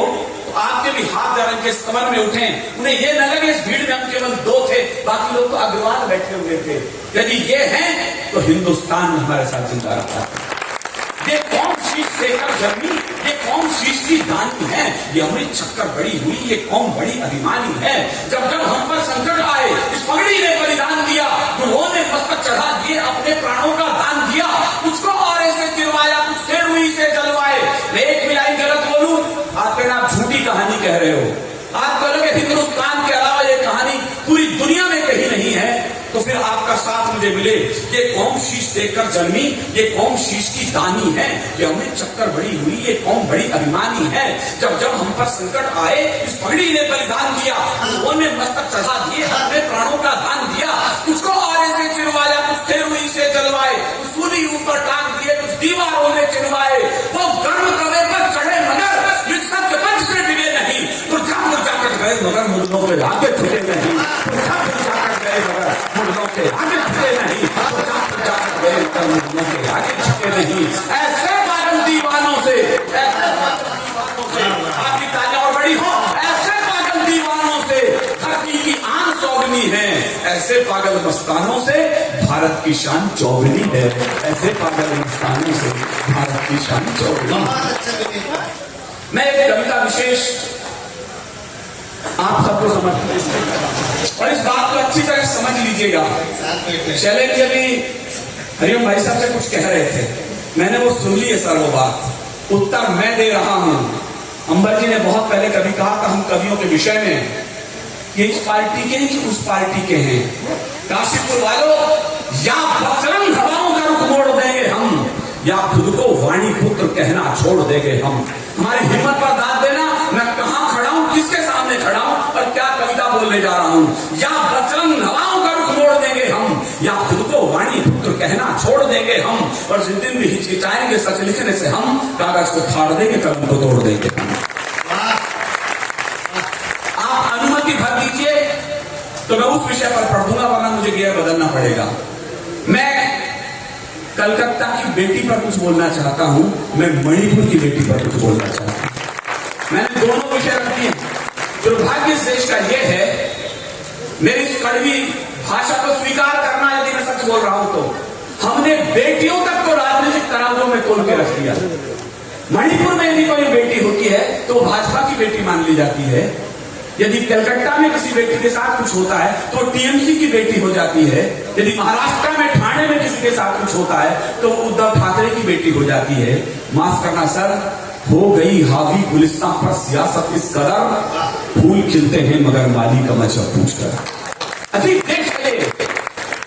4000 की भीड़ मणिपुर में किसी सैनिक की पत्नी को निर्वसन घुमा दे और सत्ता के गलियारों को खबर ना हो, ये बात विनीत चौहान मानने को तैयार नहीं है। किसी डॉक्टर बेटी के लिए 50 डॉक्टर रिजाइन ले जाएं और ममता दीदी की नींद न खुले, ये बात मैं मानने के लिए तैयार नहीं हूं। उज्जैन में एक बेटी 4 बजे से लेकर 8 बजे तक दस्तक देती रही निर्वसन दरवाजों पर। किसी ने दरवाजा न खोला उसके लिए, दरवाजा खोला तो एक पुजारी ने खोला, अपना दुपट्टा उठाकर कहा इसे ओढ़ लो तो शायद भारत की भी इज्जत बच जाए, मेरी भी इज्जत बच जाए। मेरी बेटी को जब पता लगा तो उसने रोते हुए धीरे से कहा, पापा क्या आपका पुरुष इतना क्रूर होता है? उसकी गलती नहीं थी शैलेंद्र जी, उसकी जिंदगी में जो पहला पुरुष आया वो उसका पिता था। उसे सोचा पिता जैसा कोमल होता है, हर पुरुष ऐसा ही होता होगा। उसने कहा पापा क्या 4000 के पुरुषों की भीड़ में एक भी पुरुष ऐसा नहीं था मणिपुर में कि अपना शॉल उड़ा देता उसको? उसके वीडियो वायरल हो गए इस देश के अंदर। मेरी अगली बात पर आपकी गुस्से भरी तालियां उठे जब मेरी बेटी ने कहा पापा क्या वो 4000 की भीड़ में एक भी पुरुष ऐसा नहीं था? मैंने कहा ना बेटा, वो 4000 पुरुषों की भीड़ न रही होगी, वो 4000 नपुंसकों की भीड़ रही होगी। रोने लग गई। मैंने कहा नहीं, तुम वीर रस के कवि की बेटी हो, मुझे तुम्हारी आंखों में आंसू अच्छे नहीं लगते। या मेरी जितनी बहनें भाभियां बेटियां बेटे, मैं आपसे भी कहता हूं ऐसी घटनाओं पर आंसू मत बहाइएगा। फूल बनकर जो जिया उसको यहां मसला गया। मुझे अब आपके हाथों में तालियां नहीं चिंगारियां चाहिए। फूल बनकर जो जिया उसको यहां मसला गया। आदमी फौलाद के सांचे में ढलना चाहिए और छीनता हो हक तुम्हारा जब कोई वक्त तो आंख से आंसू नहीं शोला निकलना चाहिए। आंख से आंसू नहीं शोला निकलना चाहिए। आंख से अजीब देश है ये। एक दामिनी के माता पिता को 6 महीने तक दिल्ली की सड़कों पर आंदोलन करना पड़ गया, उसे फांसी पर जल्दी लटकाओ। राष्ट्रपति तक को यह कहना पड़ गया विनम्रता पूर्वक कि मैं उसे जल्दी फांसी पर नहीं लटका सकता। हमारे कानून में इतने प्रावधान हैं। यदि इस भीड़ में कहीं वकील लोग बैठे हों, जुडिशियरी के लोग बैठे हों, मुझे कहने का हक दीजिएगा। मुझे कभी कभी लगता है इस देश की न्यायपालिका न्याय देने के लिए कम, अपराधियों को बचाने के लिए बड़ी सड़क बन चुकी है। 16.5 साल के लड़के को इसलिए छोड़ दिया गया कि वो 6 महीने कम है तथाकथित वाली होने में। मेरी बात पर मोहर लगाइएगा सर। आप 10 साल का लड़का होता है, उसका ट्रेन में पूरा टिकट लगता है। वो 16.5 साल का निकम्मा सारी हरकतें जानता था, उसे बालिग नहीं माना गया। तो मैं कानून की मांग कर रहा हूं। कितने लोग मेरे साथ हैं मुझे पता नहीं है। मैं बोल रहा हूं इस मुल्क में अपराध की सजाएं उम्र देखकर नहीं, अपराध की तासीर देखकर कहते की जानी चाहिए, वरना हैदराबाद होगा। आप रोक नहीं सकते हैदराबाद को। मैं एक छंद पढ़ रहा हूं हिम्मत के साथ कैमरों के सामने, और मैं अपनी बेटी से कह के मरूंगा जो तुम्हारा पिता कह रहा है ये करना, हो सका तो तुम्हारा बाप पूरी जिंदगी मुकदमा लड़ेगा तुम्हारे लिए, लेकिन मैं क्रोध में पड़ रहा हूं, इसे क्रोध में स्वीकार कीजिएगा। न्याय ही कर तोड़ देगा न्याय के विश्वास को। मैं जुडूशी की तरफ पहली तर्जनी उठा रहा हूं, मुझे आप में हिम्मत चाहिए स्वाति को बोलने के लिए। न्याय ही कर तोड़ देगा न्याय के विश्वास को, कौन फिर रोके यहाँ भेड़ियों की प्यास को। एक एक महिला लोगों के साथ पुरुषों की ताली उठे, मुझे अच्छा लगेगा तो मैं कविता शुरू कर दूंगा। न्याय ही कर तोड़ देगा न्याय के विश्वास को, कौन फिर रोके यहाँ भेड़ियों की प्यास को।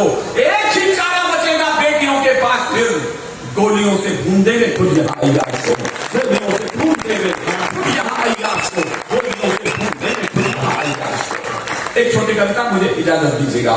लोग एक परी फिर चली गई वहशी पापी हत्यारों से।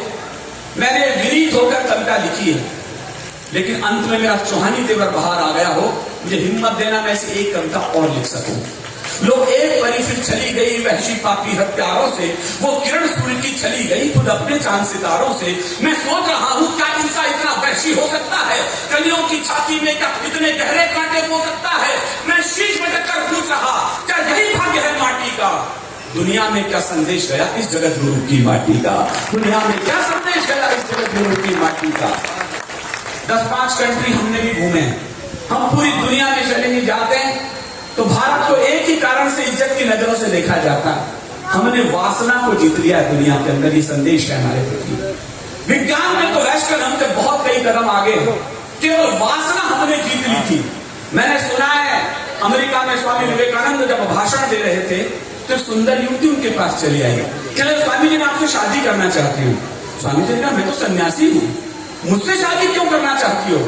उसने कहा मैं चाहती हूँ आप जैसा खूबसूरत बेटा मुझे पैदा हो। स्वामी जी ने हाथ जोड़कर कहा माँ तुम आज से मुझे अपना पुत्र समझ लो।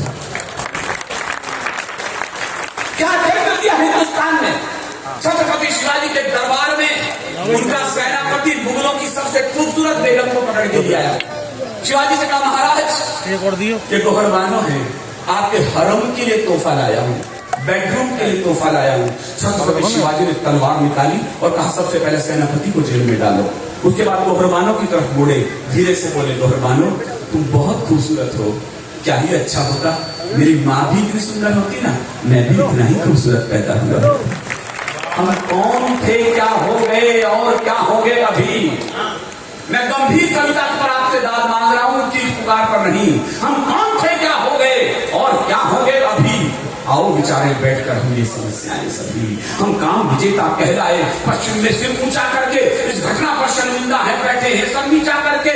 मैं ढूंढ रहा हूं गली गली उन वीरवती हनुमानों को, शायद इस भीड़ में 20 वीरवती आए कारला बद्धा कचन का श्लोक बोलने वाले, भगवा ध्वज के सामने सुबह 5 बजे प्रार्थना करने वाले लोग बैठे हों तो मेरी तलाश पूरी हो जाएगी। मैं ढूंढ रहा हूं गली गली उन वीरवती हनुमानों को, नारी में जो देवी देखें भारत के वीर जवानों को, नारी में जो देवी देखें भारत के वीर जवानों को। अगर क्रूर वासना पसर गई भारत के सब गलियारों में तो कीर्ति पताका सूरज की खो जाएगी अंधियारों में। इसलिए निवेदन है मेरा दिल्ली के दरबारों से, अपने प्रांतों में बैठी हैं जो अलग अलग सरकारों से, अब शीघ्र न्याय दो, अपने राजनीतिक दुशाले उतारिए। मैं सब पार्टियों से आह्वान कर रहा हूं कि मेरे इसमें सहयोग कीजिएगा। इसलिए निवेदन है मेरा इन दिल्ली के दरबारों से, अपने प्रांतों में बैठी हैं जो अलग अलग सरकारों से, अब शीघ्र न्याय दो आंसू से उठती सारी ललकारों को और लाल किले पर फांसी दे दो दुष्कर्मी हत्यारों को। लाल किले पर बहुत बहुत धन्यवाद। सबसे पहले मैं अग्रवाल बंधुओं को नमन करता हूँ। नमन का मतलब होता है जब मन न हो। पहले नंबर पे मुझे पढ़ना था, अब नंबर आया है। जब से हम आए हैं मनोज भैया तो सारे लोग हमें बोखल बोखल कह रहे हैं। विधायक जी बोखल का मतलब होता है कम दिमाग का। हमारी कविता में आपको बिल्कुल दिमाग नहीं लगाना है, क्योंकि हमारे खुद इतना दिमाग नहीं कि हम कविता में लगाए। हमारी कविता बिल्कुल तुरंत लगाओ, तुरंत आराम, बिल्कुल झंडू बाबे एक बार तालियां बजाओ, बिल्कुल 2020 में शुरू करता है। अब आपको तालियां तो हमारे लिए ज्यादा बजानी चाहिए क्योंकि वो उत्तर प्रदेश से आते हैं। अब आपके यहाँ के व्यक्ति को ले जाके वहाँ मुख्यमंत्री बनाते हैं तो आप हमारे लिए ताली तो बजा ही सकते हैं। बदले के बस मैं तालियां मांग रहा हूँ, फिर आया हूँ, पता नहीं किसको ले जाऊँ, विधायक जी को ले जाऊँ, कुछ बना तो हमारा कोई भरोसा थोड़ी। तो एक बार तालियां बजा दो, बिल्कुल 2020 में विधायक जी हमारे खाते में साक्षात चलता है, बिल्कुल 2020 में निपटाएंगे। हमारी जब शादी तय हुई, ये बात मनोज भैया मैं इसलिए कह रहा हूँ, बिल्कुल 2020 में निपटाने की कोशिश करता हूँ। हमारे घर में भी सब साइकिल चलता है विधायक जी। हम अपने घर से चले तो अपनी पत्नी ने कहा जान कहाँ जा रहे हो, तो हमने कहा 20 वर्षों के वैवाहिक जीवन काल में पहली बार जान कहे वो अच्छा लग रहा। पत्नी ने कहा जल्दी में हो, जानवर कहने में लंबा हो जाता। अभी हाथ से कभी कहा मानने वाले, हमने कहा रानी आज बहुत अच्छी लग रही हो। पत्नी ने कहा 20 वर्षों के वैवाहिक जीवन काल में पहली बार रानी कह रहे हो अच्छा लग रहा। हमने कहा हम भी काशीपुर जा रहे हैं, जल्दी में है, नौकरानी कहने में लंबा हो जाता है। तो एक बार तालियां बजा दो, बिल्कुल 2020 में निपटाने की कोशिश करता हूँ। 4 पंक्तियां विनस की बहुत अच्छी कविता विनीत भैया ने देशभक्ति की बातें की। बहुत सारे लोग विधायक जी कहते हैं हास्य के कवियों में देशभक्ति नहीं होती। देशभक्ति हंसते हंसाते 4 पंक्तियां सुनिएगा। हमारे अंदर देशभक्ति कूट कूट के भरी है मनोज भैया। पहले हम कूटे गए हैं, उसके बाद भरी गई है। हम उत्तर प्रदेश से आते हैं, वहां बाबा जी की सरकार है और बुलडोजर तैयार है। इस बात को ध्यान में रखें, बिना लड़ाई झगड़ों का देशभक्ति हो जाए। तो ये 4 पंक्तियों से मैं शुरू होने की कोशिश करता हूँ। मुझे भी बड़े कवियों की तरह मुझे भी अपना आशीर्वाद दे दीजिएगा, सुनिएगा, आनंद लीजिएगा। बिना लड़ाई झगड़ा की देशभक्ति का आनंद लेना। कि हिंद वाले शेर पाक जाके जो दहाड़ देंगे, गीदड़ तुम्हारे बेचारे मर जाए। कोई लड़ाई झगड़ा नहीं, देशभक्ति का आनंद लीजिएगा। कि हिंद वाले शेर पाक जाके जो दहाड़ देंगे, गीदड़ तुम्हारे बेचारे मर जाएंगे। और दलेन तीरों भाई साहब कहाँ जा रहे? अभी आएंगे? यही कहेंगे हमारे फूफा 20 साल पहले गए थे, अभी आ रहे। ताली बजा दो यार ताकि वापस चले आए। कि हिंद वाले शेर पाक जाके जो दहाड़ देंगे, गीदड़ तुम्हारे बेचारे मर जाएंगे। और दलेन की रोमियों का भेज देंगे योगी जी तो सानिया के देवर कुंवारे मर जाएंगे। दलेन की रोमियों का भेज देंगे योगी जी तो सानिया के देवर कुंवारे मर जाएंगे। और राधे माँ जो लेकर त्रिशूल सीमा पार गई, गोदी में उठा उठा के सारे मर जाएंगे। राधे माँ जो लेकर त्रिशूल सीमा पार गई, गोदी में उठा उठा के सारे मर जाएंगे। और पाक जाके राहुल ने आंख मार दी अगर, सहबाज मियाँ बिन मारे मर जाए। तालियां बढ़िया से आनी चाहिए। और मस्ती में बड़े आनंद में आप लोग हैं। 4 पंक्तियों सुनिएगा। काशीपुर अग्रवाल सभा संस्कारों की नगरी है। मैं 4 पंक्तियां संस्कारों से हाथ निकालने की कोशिश करता हूँ। मैं उत्तर प्रदेश से आता हूँ, मेरी जब शादी तय हुई, हम अपनी पत्नी को देखने गए विधायक जी, तो कन्यापन से प्रस्ताव रखा गया, लड़का कवि है। अब जिसका परिचय कराएंगे लड़के को कविता में प्रणाम करना। मैं संस्कारों से हाथ निकालने की कोशिश करता हूँ। सफलता मुझे कितनी मिली आपकी तालियां आपका आशीर्वाद बताएगा। 4 पंक्तियां सुनिएगा, आनंद लीजिएगा। कि परिचय प्रथम कराया गुरु जी का तब, हमने कहा कि जय हो भाग्य निर्मा बुलाया गया। एकाएक हम बोले जय हो पिता माता के। परिचय तीसरा कराया जब साले का, तो चौथे पंक्ति पे बात पहुंच जाए तो भरपूर आशीर्वाद दीजिएगा।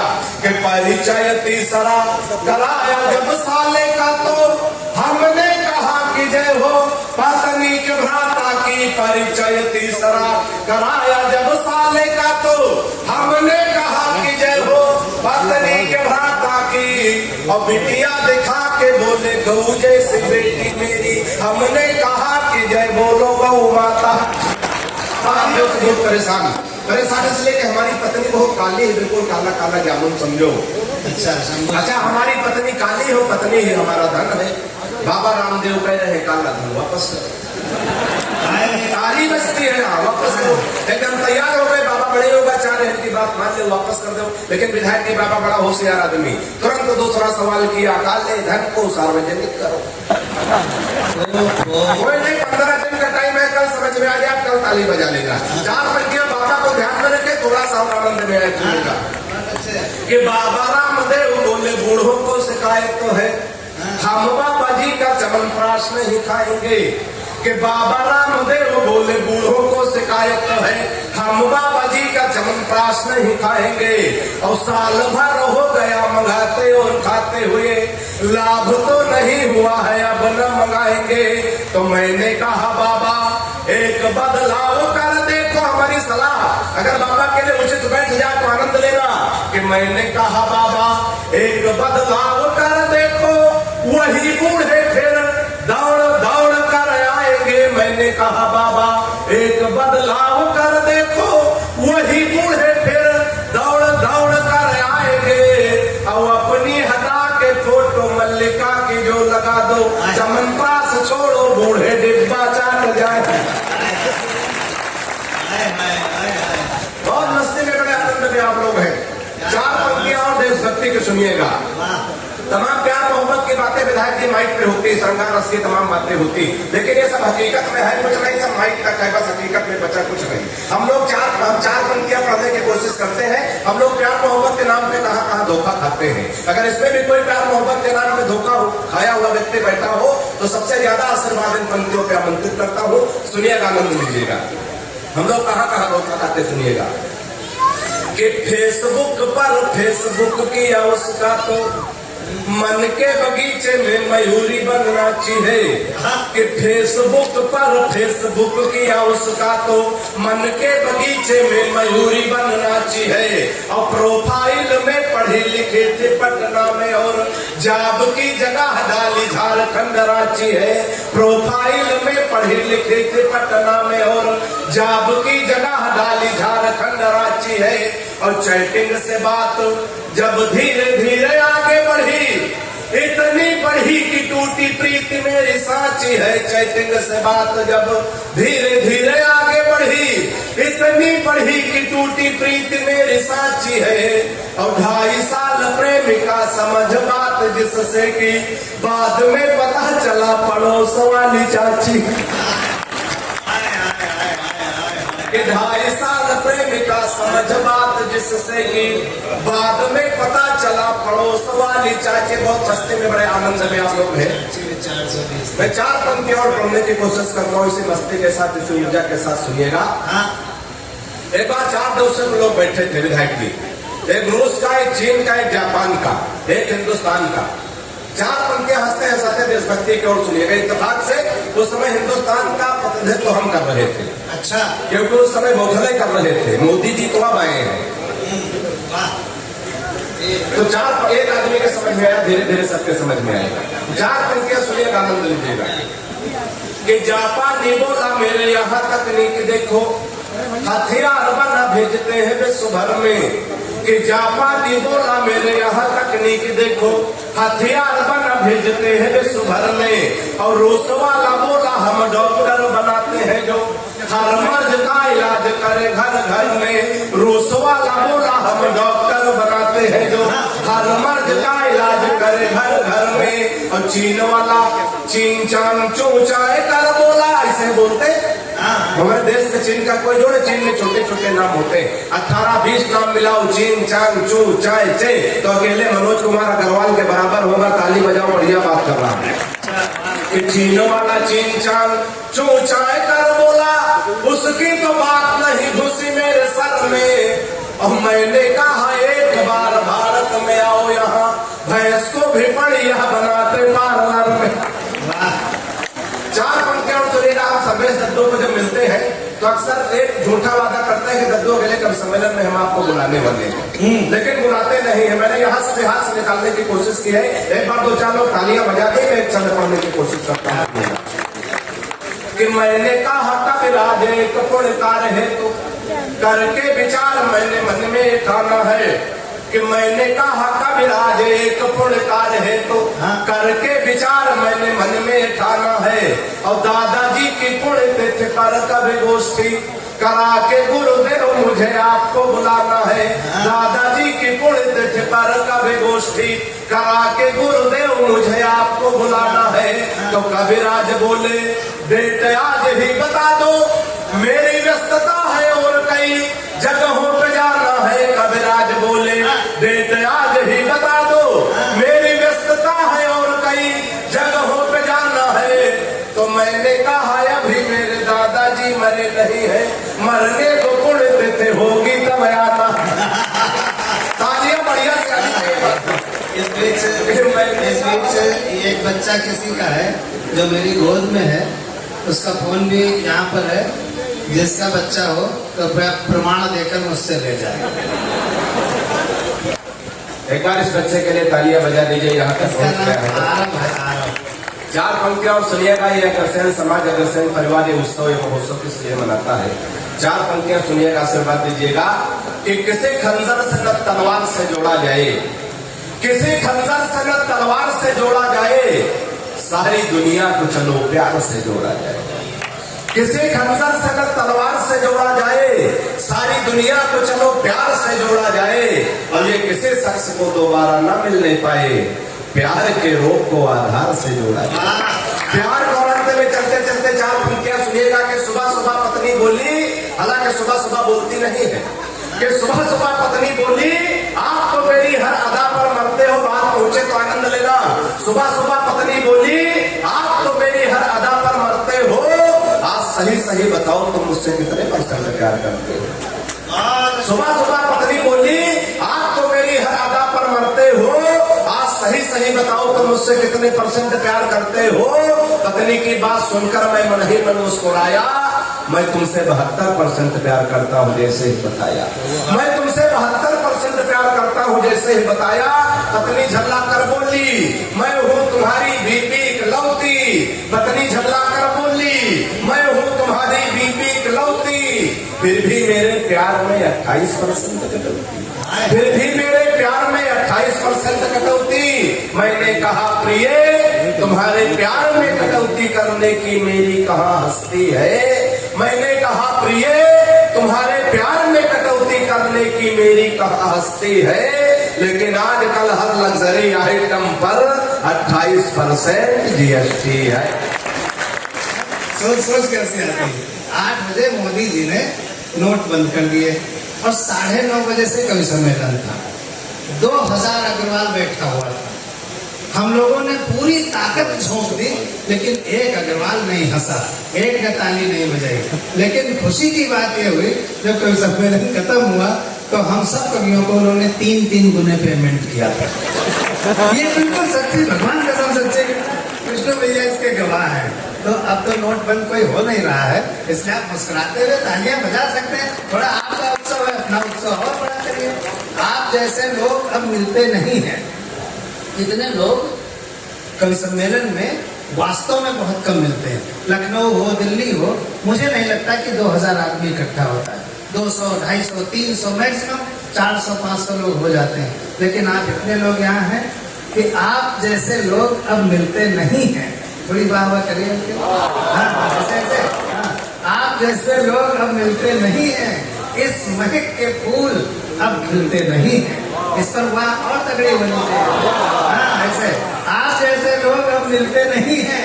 इस महक के फूल अब खिलते नहीं हैं। अरे आप चलकर आ गए हैं, शुक्रिया। लोग तो भूकंप में हिलते नहीं, लेकिन आप लोग हिल रहे हैं, बहुत अच्छे। आप लोग जिंदा दिल लोग हैं, मस्ती कर रहे हैं, आप लोग आनंद कर रहे हैं। बच्चे भी यहाँ पर हैं। मुझे बड़ी खुशी है कि मैं देख रहा हूँ 10, 15, 20 बच्चे भी मुझे दिखाई पड़ रहे हैं। और ये बच्चे देखे मेरी फोटो भी खींच रहा है। बच्चों को ऐसे कार्यक्रमों में जरूर लाइए, क्योंकि मोबाइल में फंसकर पता नहीं कहाँ जा रहे हैं। उनको यहाँ लाइए। उनको नहीं पता होगा क्या हो रहा है प्रोग्राम, लेकिन धीरे धीरे वो बेल बरस हो जाएंगे, वो जान जाएंगे क्या हो रहा है उनके भीतर। इस तरह से हम कविता के माध्यम से देश की बातें पहुंचा सकते हैं। मैं आपको बधाई देता हूँ कि आप बच्चों को लेकर आए। बच्चों को देख के मुझे अपना बच्चा याद आ गया। अब तो बड़ा हो गया, नौकरी कर रहा है, 5 साल का था। बिल्कुल सच्ची कविता, एकदम सच्ची, भगवान कसम सच्ची कविता। 5 साल का था, उसका नाम धवल है। शैतानी कर रहा था, मैंने बच्चों को डांटा नहीं जाता, तो बहुत शैतानी कर रहा था। और मेहमान जो आए हुए थे वो बहुत दुखी हो रहे थे, इरिटेट हो रहे थे मेरे बेटे से। मुझे बहुत बुरा लग रहा था। तो हमने कहा ना इसको डांटू, हो सकता है डांटने से मान जाए। तो मैंने तेज आवाज में कहा, बिल्कुल सच्ची घटना है, 23 साल पुरानी। हमने डांटा उसको। हमने कहा धवल शैतानी मत करो। तेज से हमने कहा ये थोड़ा डर जाएगा, लेकिन वो डरा नहीं, ऐसे सीना किया, बोला करूंगा। अब मेरी हालत खराब हो गई, अब मैं इसका क्या करूं। तो मैंने सोचा इसको इमोशनली ब्लैकमेल करता हूँ, बिल्कुल भगवान का सब अच्छे करता है। तो हमने सोचा इसको इमोशनली ब्लैकमेल करूँ। हमने कहा धवल देखो तुम शैतानी करोगे अगर तो तुमको वापस करके हम दूसरा धवल ले आएंगे। वो मेरा बाप निकला, बोला पापा हम भी आपको वापस करके दूसरा पापा ले आएंगे। तो बच्चों से भिड़ना नहीं है, उनसे मैनेज करके चलना है। लेकिन मैं एक बच्चों को नहीं, एक बड़े को आमंत्रित कर रहा हूँ, श्रेष्ठ कुमार सितारा हम दी गई है और मुझे उम्मीद है मैं इतनी ही समय सीमा में अपना काम कर जाऊंगा। वाह, मैं समय में खेलता हूँ और पहले ही अस्थाना जी ने एक लाइन खींच दी थी कवियों में कि ये बाहर के कवि हैं और ये स्थानीय कवि हैं। कभी कोई बाहर से नहीं होता, कभी केवल कविता करता है और कविता सब जगह की एक सी होती है, कभी भीतर से होता है। वाह, कभी भीतर से। क्या बात है। कि गर्दन कट गई थी वतन के लिए, गर्दनें कटी थी वतन के लिए, गर्दन कट गई थी वतन के लिए, गीत मेरे हैं उनके नमन के लिए, और लेखनी लिख रही शब्द यूं बोलते, और लेखनी लिख रही शब्द यूं बोलते, आओ मिल कर लड़े अब अमन के लिए, लिख रही शब्द यूं बोलते। एक मुक्तक हो, स्वागत है सितारा जी। हर चीज बिकती है, तो मैंने भी कल्पना करी और मुझे अच्छी तरह याद है कि सन 14 में जब उदयराज कॉलेज में कवि सम्मेलन हुआ था, तो इनमें से कुछ लोगों के साथ मुझे मौका मिला। कि रंगीले सभी में बसंत बेच दूंगा, रंगीले सभी में बसंत बेच दूंगा, रंगीले सभी में बसंत बेच दूंगा, सजीले सभी ये सपन बेच दूंगा, अपना वक्त तुझ पे तो प्यारे वतन सुन, अरे पड़ा वक्त तुझ पे तो प्यारे वतन सुन, मेरे तन पे पड़ा भी कफन बेच दूंगा। एक छोटी से इतनी ही जितनी आज्ञा दी है अस्थाना जी, उतनी समय सीमा पर मैं बहुत ज्यादा नहीं लिख पाता। और आपको बता दूं कि मुझे भी बड़ी खुशी हुई कि रसायन विज्ञान के प्रवक्ता विनीत चौहान जी के, तो मैं भी उदयराज हिंदू इंटर कॉलेज में रसायन विज्ञान का ही प्रवक्ता था और मिले ही वाह, एक गीत लिखा है, ये रिटायरमेंट के गीत होते हैं जो पल होते हैं पुराने, भगवान जी के लिए समर्पित। सुनिए। कि आज हमारे मन ने सोचा, आज कुछ पिछली यादों में जी ले, और क्या उमंग थी क्या उत्साह था, मन बीना पर गीत यूं बोले। क्या बात है, वाह। और क्या होते थे पहले खेल, कि वो कागज की बहती नावें और रंग बिरंगी थी कनकैया, पहले लिखे कि वो कागज की बहती नावें और रंग बिरंगी थी कनकैया, एक गेंद पर लड़ जाते थे और तभी गले में डाली मैया, जो मिल जाता वो खा लेते और खाकर ठंडा पानी पी ले आज हमारे।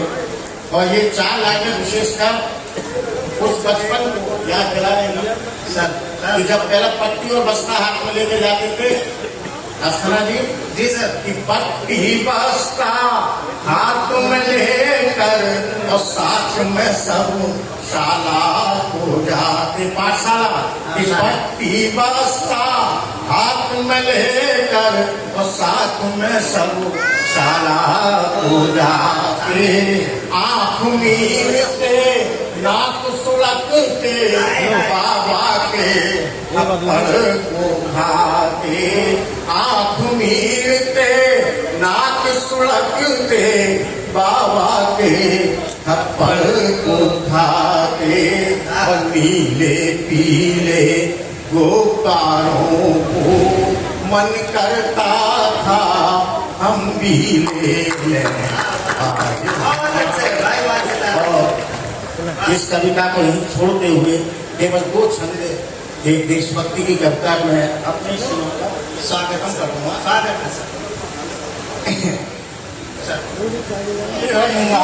माफी जब निशानी है और अभिनंदन बंदन गीतों से माता तुम्हें करके बहुत अच्छी कविता रची। कवि वही श्रेष्ठ है जिसकी कविताओं में भाव हो, जिसके संप्रेषण में भंगिमाएं हों और श्रोताओं को सम्मोहित करने की